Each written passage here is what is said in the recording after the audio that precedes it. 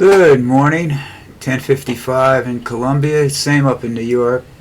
I'm not going to figure out the minutes and everything that are different everywhere you go, because we have a time differential of several minutes across this country, so, it's, but I don't worry about that. Well, I don't know. Okay. So what I'm basically going to talk to you today about is the cabinet that Trump's putting together that now have the right to exercise or try to put into effect their opinions. And there are opinions that have been, in most cases, in a lot of cases, ridiculed and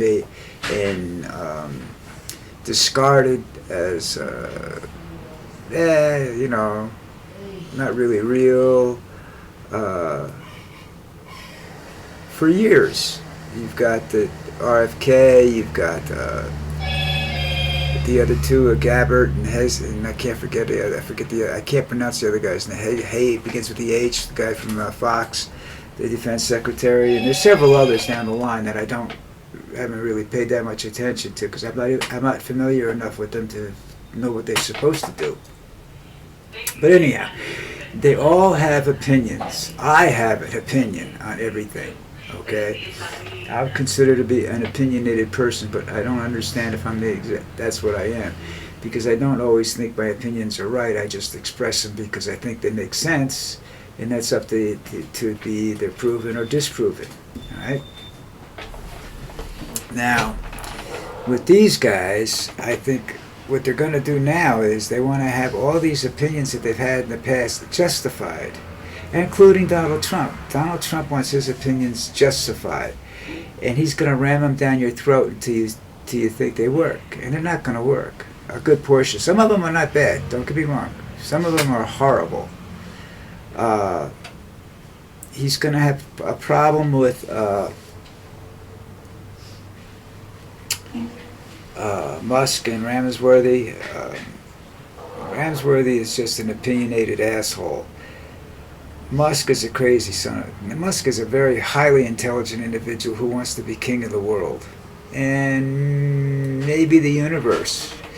Because he's going to be a very young man when he hits Mars in 4 years, which is what his plan is.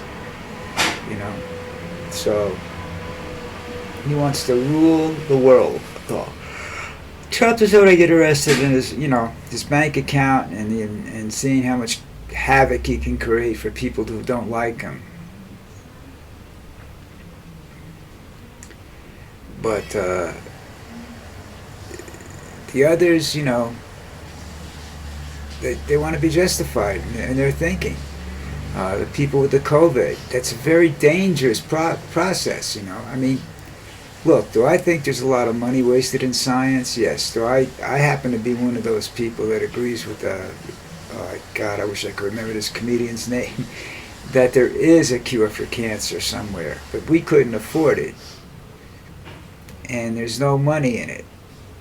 Okay? And if you think about that, there's a lot of cures out there, there's just no money in them. The money is in the treatment. So we won't see cures for a lot of things because of that. COVID killed a few thousand people. COVID it immobilized the workforce. It immobilized everybody, but they don't believe that you should have been ordered to stay home and that you had to wear a mask. China wears masks. They wear a mask every day because they can't breathe in that country. They wear oxygen. They wear like gas mask type masks, which is what I'm going to have to get. Not for because of disease or anything. When I work with wood, I work with pine, and the pine I have now is very fresh. And so when I go to heat it, the sap and the smell comes out. It's sort of toxic. It kind of makes me sick, so I have to get a different kind of mask to wear than what I'm wearing. But they don't believe in that. They don't believe in quarantines. They don't believe. They believe people should get sick and then they'll build up an immunity. It's the herd immunity syndrome. Now I don't know whether that works or not.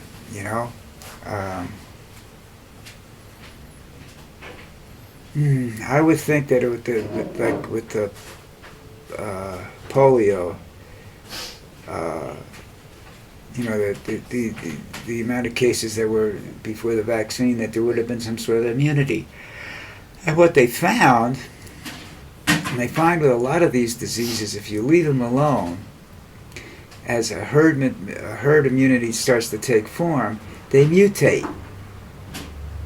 They do the same. It's the same thing they do with vaccines. They mutate to fight the vaccine off, because there's no such thing as a universal vaccine for everything. And these are growing organisms. You can't eradicate it completely.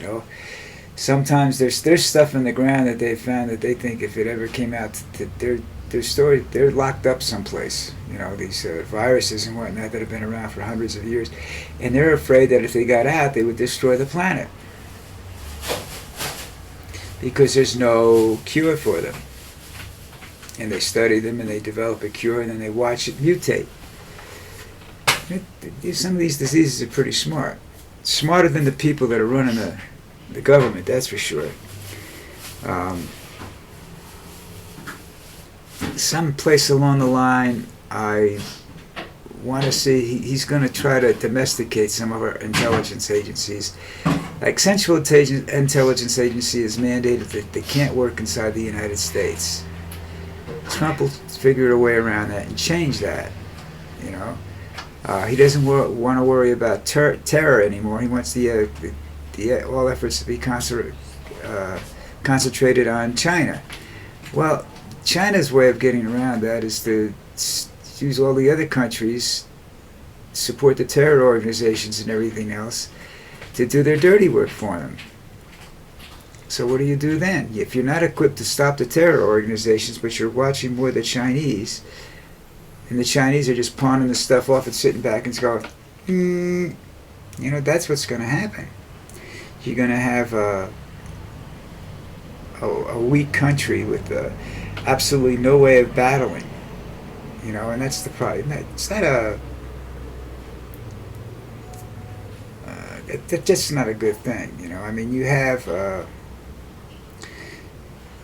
the FBI has an intelligence division that watches, and like the New York City Police Department has an intelligence division that not only watches for terrorism attacks on the city, but watches gang violence and tries to stop it. They can't. You can't stop it, because it breaks down to in a lot of cases it's just one person doing some crazy shit. They said the biggest threat to in terms of terrorism and whatnot to the United States is the homegrown individual, not some. And they pretty well shut that down. They did a lot of work on that, and what happened in 9/11 came along, and now we're back to worrying about everybody that comes through the border.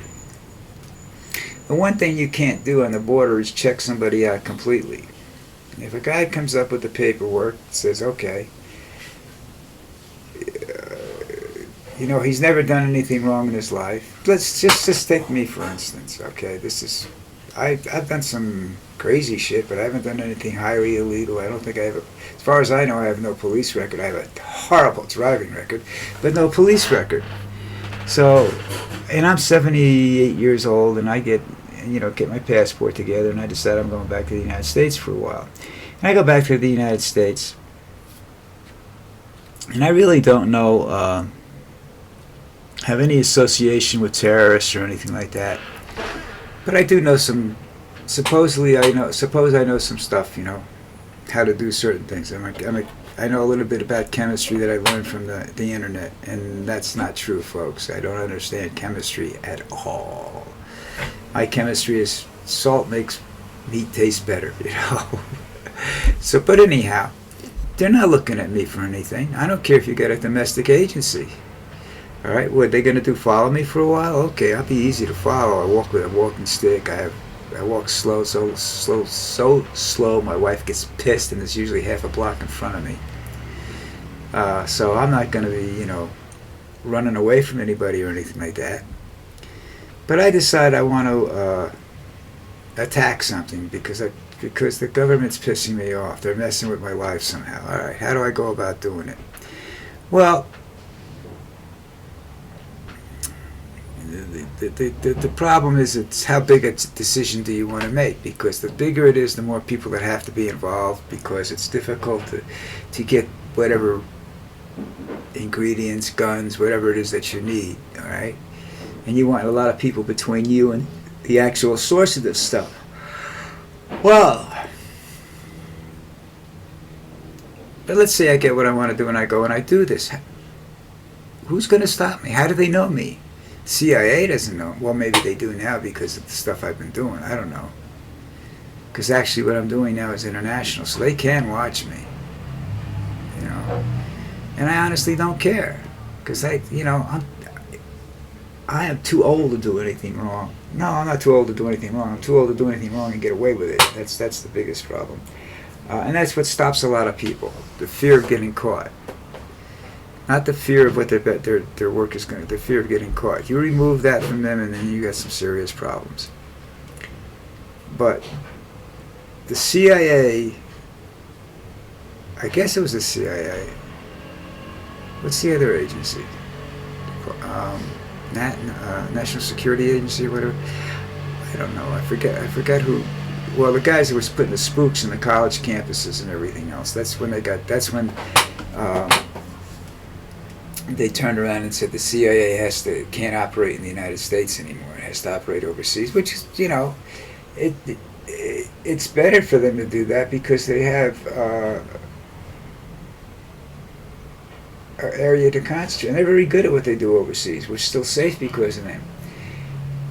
And their cooperation comes in when the whatever it is that's overseas starts to come this way. They alert us, supposedly. I don't know whether they're doing that. My information comes from blue bloods. That's not really an accurate way of doing it. But I don't see a guy like whatever his name is, Secretary of Defense, or being able to come in and handle things. And the other thing about Musk's businesses aren't service businesses. The government is a service business, and he wants to cut a service business. So they're not selling products, they're not selling internet, they're not selling an object, or they're selling human services, to keep people alive or help them in legal problems and whatnot and things like that, to give advice. And he's not an expert in that field. He's an expert at destroying businesses. He thinks he's made he doesn't need the money, but he could be making another few $1 billion a year or a month, maybe, if he hadn't screwed up X so bad. And every time you turn around, X is losing the good part of the whatever it was. And it's left with the sex and drugs and rock and roll. It's just not a good place to be anymore. I'm